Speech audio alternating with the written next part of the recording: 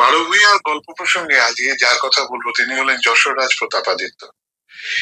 যশোররাজ প্রতাপাদিত্য সম্পর্কে রায়গুণাকর ভারতচন্দ্র একদিন লিখে গেছেন, যশোর নগর ধাম প্রতাপাদিত্য নাম মহারাজ বঙ্গজ কায়স্থ, নাহি মানে পাতকায় কেহ নাহি আটে তাই, ভয়ে যত ভূপতি দ্বারস্থ। এই কবিতা পড়লেই বোঝা যায় যে প্রতাপাদিত্য সেই সময় কি ধরনের শক্তিশালী গোস্বামী ছিলেন। বস্তুত ষোড়শ এবং ষোড়শ শতাব্দীর শেষার্ধ এবং সপ্তদশ শতাব্দীর প্রথম দিকে বাংলায় যে কজন ভূঁইয়া বা বারভূঁইয়ার যারা তখনো পর্যন্ত মোগলদের বিরুদ্ধে যুদ্ধ চালিয়ে যাচ্ছে, তার মধ্যে প্রতাপাদিত্যের শক্তি, ক্ষমতা, সামর্থ্য সব থেকে বেশি ছিল।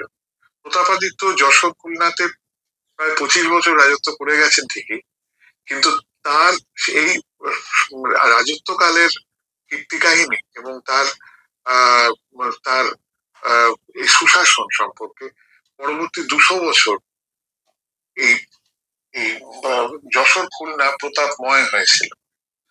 যাই হোক, সেই প্রতাপাদিত্যের কাহিনী আজকে বলবার সময় প্রথমে যে কথা বলে নেওয়া দরকার, যে প্রতাপাদিত্যের পিতা শ্রীহরি কিন্তু পাঠান সুলতান দাউদ কররানীর অত্যন্ত প্রিয় একজন মানুষ ছিলেন, অত্যন্ত প্রিয় পাত্র ছিলেন এবং উচ্চ রাজপদে ছিলেন। দাউদ যখন মোগলদের সঙ্গে একাধিক যুদ্ধে হেরে বাংলা থেকে চলে যাচ্ছেন, সেই সময় তিনি তার যাবতীয় ধনরত্নের ভার কিন্তু শ্রীহরিকে দিয়ে যান। এই শ্রীহরি কিন্তু সেই ধনরত্ন নিয়ে ওই দুর্গম প্রদেশ যশোরে প্রবেশ করেন এবং সেখানে যশোরেতে এই প্রথম যশোর রাজবংশের প্রতিষ্ঠা করেন। সেখানে তিনি সেই যশোরের দুর্ভেদ্য সেই জঙ্গলাকীর্ণ জায়গাকে মানুষের বাসের উপযুক্ত করে তোলেন এবং ইনি হলেন, শ্রীহরি হলেন কিন্তু যশোরের রাজবংশের প্রথম পুরুষ, যিনি বিক্রমাদিত্য উপাধি ধারণ করেছিলেন। এবং তার আরেক ভাই ছিলেন, তার নাম ছিল জানকী বল্লভ, ইতিহাস তাকে বসন্ত রায় বলেই চেনে। তো প্রতাপের বাল্যকাল কেটেছে গৌড়ী, তিনি সেখানে অস্ত্র শিক্ষা এবং শাস্ত্র শিক্ষা দুই করেছিলেন। প্রতাপ যৌবন অবস্থা প্রাপ্ত হলে তিনি পরবর্তীকালে যশোরে আসেন, যেখানে তার বাবা রাজত্ব করতেন। তো পিতার মৃত্যুর পর যশোরে প্রতাপ ক্ষমতা পান, তিনি সেখানকার সিংহাসনে বসেন। অবশ্যই কথা বলা দরকার যে পিতা তার মৃত্যুর আগেই যশোর রাজ্যকে দুই ভাগ করে 10 আনা অংশ প্রতাপকে দিয়েছিলেন এবং 6 আনা অংশ বসন্ত রায়কে দিয়ে গেছিলেন। প্রতাপ কিন্তু অত্যন্ত উচ্চাভিলাষী ছিলেন, মহাবীর ছিলেন, অত্যন্ত সাহসী ছিলেন। তা সত্ত্বেও কিন্তু প্রচন্ড উচ্চাভিলাষী ছিলেন। এই উচ্চাভিলাষের জন্য তিনি বসন্ত রায় তার পিতৃব্য হলেও তার রাজত্বের অংশটাও তিনি গ্রাস করতে চাইতেন, বা তিনি অখণ্ড একটি যশোরের স্বপ্ন দেখতেন। যাই হোক, প্রতাপ সম্পর্কে বহু গল্প কথা প্রতাপাদিত্যর সম্পর্কে আছে। সেই প্রচুর অনেক প্রবাদ বাক্য, অনেক গল্প এবং যশোর খুলনা অঞ্চলে ছড়িয়ে আছে। সব কিছুর ঐতিহাসিক ভিত্তি নেই, তবে শোনা যায় যে প্রতাপাদিত্য তার পিতৃব্য বসন্ত রায়কে হত্যা করে তার অংশটা গ্রাস করেছিলেন। প্রতাপাদিত্যের সম্পর্কে বলতে গেলে যে প্রথম যেটা বলতে হবে সেটা হচ্ছে যে তিনি রাজত্ব হাতে পাওয়ার পরে তিনি তার স্বাধীন চেতা মনোবৃত্তির জন্য তিনি যশোরকে স্বাধীন করতে উঠে পড়ে লাগলেন। কারণ সেই সময় যশোর একটা নামমাত্র কর দিয়ে মোগলদের কাছে পরাধীনই ছিল। যাই হোক, এই সময় প্রতাপ তার রাজত্বের ধুমঘাট নামক একটি স্থানে তার রাজধানী স্থাপন করলেন এবং ধুমঘাটে অস্ত্র তৈরি, রণপোত তৈরি এবং গোলাগুলি তৈরির কারখানা করলেন। এখনো প্রতাপের সেই গোলাগুলির নিদর্শন পাওয়া যায়। এবং সাগর দ্বীপে একটা খুব শক্তিশালী নৌঘাটি তৈরি করলেন, যার একটা মাত্রই কারণ ছিল যে তৎকালীন এই মগ এবং ফিরিঙ্গি জলদস্যুদের শায়েস্তা করার জন্য।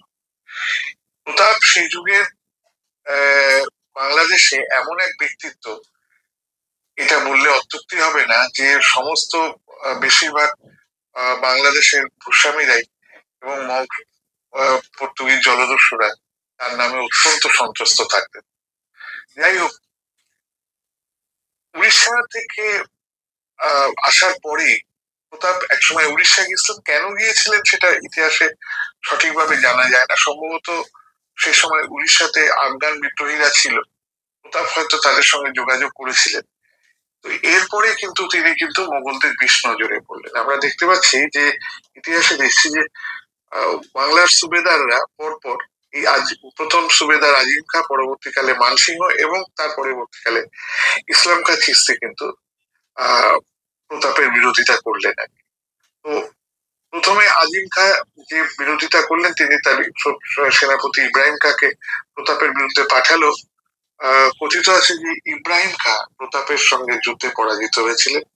পরবর্তী পর্বে 1606 খ্রিস্টাব্দে যখন মানসিংহ দ্বিতীয়বারের জন্য জাহাঙ্গীর যাকে আবার সুবেদার করে পাঠালেন, সেই মানসিংহ কিন্তু প্রতাপের বিরুদ্ধে অগ্রসর হয়েছিলেন এবং প্রতাপের সঙ্গে তার তুমুল যুদ্ধ হয়েছিল। তা ঘটককারিকা এবং ক্ষিতীশ বংশাবলী চরিত এবং পরবর্তীকালে রামরাম বসু স্বীকার করেছেন। সেই যুদ্ধে প্রতাপ কিন্তু পরাজিতই হয়েছিলেন, মানসিংহর বিরুদ্ধে তিনি জয়লাভ করতে পারেননি এবং তখন তাকে মোগলদের সঙ্গে আবার মিত্রতা চুক্তিতে স্বাক্ষর করতে হয়েছিল। তো সেই সময় তিনি নাকি মানসিংহকে যশোরে আমন্ত্রণ জানিয়ে এনেছিলেন।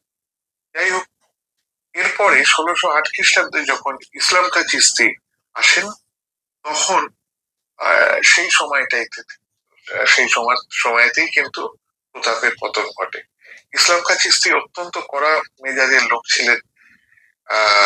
তো কিন্তু প্রথমে কিন্তু প্রতাপকে তিনি খুব সম্মানের সঙ্গে গ্রহণ করেন এবং প্রতাপ কাছে অনুরোধ করেন যে পরবর্তীকালে ভাটি প্রদেশে যখন অভিযান এই পাঠানদের বিরুদ্ধে তিনি চালনা করবেন, তখন প্রতাপ যেন তাকে সহায়তা করেন। কথা বলা ভালো যে ইসলাম খাঁ চিশতি ছিলেন বিখ্যাত সেই সেলিম চিশতির নাতি বা পুত্র।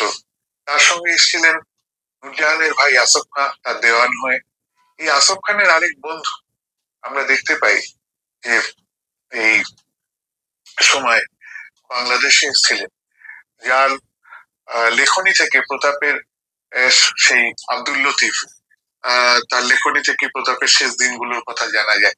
এবং আরেকজন এর কথা অবশ্যই বলবো, তিনি হলেন ওই বাহিরিস্তান গায়েবীর লেখক মির্জা নাথান। তিনি এই ইসলাম খাঁ চিশতিরই আরেক সেনাপতি ছিলেন। তিনি একটু অত্যন্ত অতি মূল্যবান একটি লেখা লিখে গেছিলেন, যার যে লেখা পড়লে প্রতাপের শেষ দিনগুলো সম্পর্কে বিশেষ জানা যায়, প্রতাপের রাজত্ব সম্পর্কে অনেক কথা জানা যায়। যাই হোক, আব্দুল লতিফ লিখেছিলেন যে সেই সময় ভূঁইয়াদের মধ্যে প্রতাপই সব থেকে বেশি শক্তিশালী ছিলেন। যাই হোক, এই সময় ইসলাম খাঁ কিন্তু যে অনুরোধ করেছিলেন, প্রতাপ কিন্তু তা রাখলেন না। এই না রাখার ফলে ইসলাম খাঁ অত্যন্ত ক্রুদ্ধ হলেন। তিনি এনায়েত খাঁকে এবং মির্জা নাথানকে এক বিরাট মোগল সৈন্যবাহিনী দিয়ে যশোর আক্রমণ করতে পাঠিয়ে দিলেন।